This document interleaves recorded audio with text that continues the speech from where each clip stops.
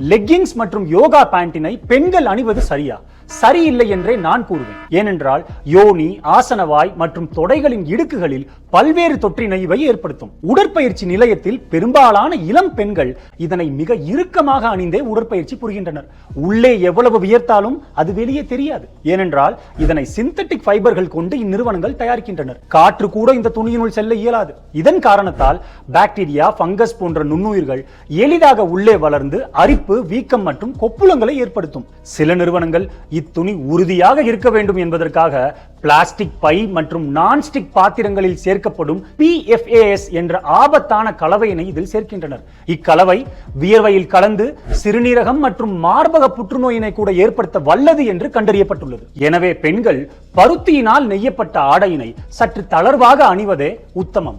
பெண்கள் யாவரும் என்னை தவறாக புரிந்து கொள்ள மாட்டீர்கள் என்று நம்புகிறேன். நன்றி.